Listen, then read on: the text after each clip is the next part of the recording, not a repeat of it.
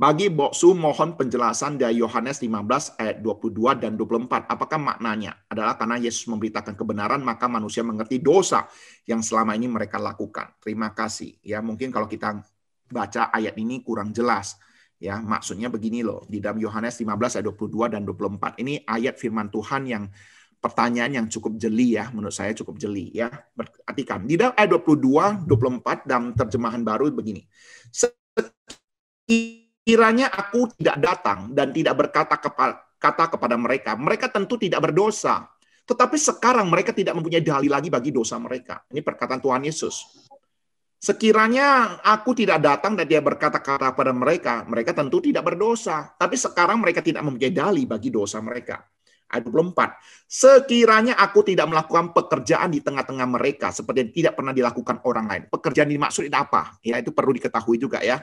Mereka tentu tidak berdosa, tetapi sekarang walaupun mereka telah melihat semuanya itu, namun mereka membenci baik aku maupun Bapakku. Oke, mereka sudah melihatnya, namun mereka tetap membenci aku maupun Bapakku. Oke, di sini ada kalimat yang mungkin kata pekerjaan ini kurang dimengerti. Saya butuh terjemahan lain untuk membantu kita. Firman Allah yang hidup. Ini juga terjemahan yang sering saya pergunakan. Seandainya aku tidak datang dan berbicara pada mereka, mereka tidak bersalah. Tetapi sekarang mereka tidak punya alasan lagi apapun untuk dosa mereka. Ya.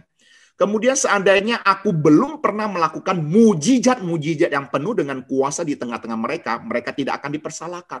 Tetapi kenyataannya mereka telah melihat mujizat-mujizat itu. Namun mereka tetap membenci kami berdua, aku dan Bapakku. Oke, sebenarnya kondisi ini sama seperti kenapa Allah menurunkan hukum Taurat supaya manusia mengenal dosa. Oke, perhatikan, ini saya ambil contoh ilustrasi. Ketika persimpangan jalan tidak ada lampu merah, orang menerobos jalan, itu tidak diperhitungkan sebagai kesalahan. Tetapi ketika sudah lampu merah, kita menerobos, itu sudah dianggap sebagai kesalahan. Dan tidak bisa lagi berdalih gitu loh. Misalnya, seorang pengendara, mereka pasti diberitahu merah artinya apa? Berhenti. Kuning artinya hati-hati. Hijau baru boleh berjalan.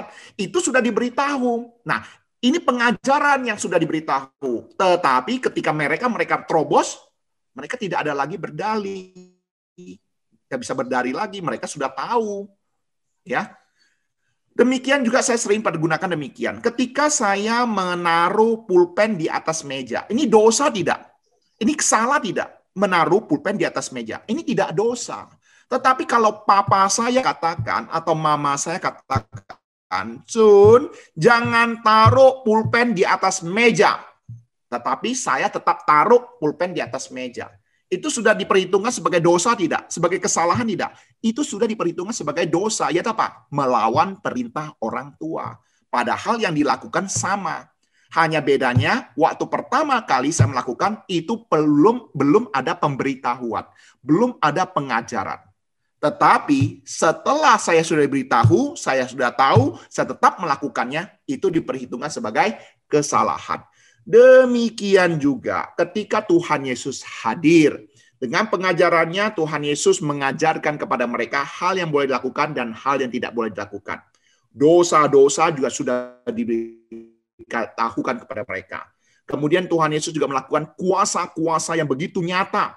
Namun mereka tetap juga tidak mau percaya padanya. Maka sesungguhnya mereka tidak bisa lagi berdalih mengatakan bahwa mereka tidak mengenal kebenaran dan mereka belum pernah menyaksikannya. Ya, jadi itu maksud daripada nats firman Tuhan itu.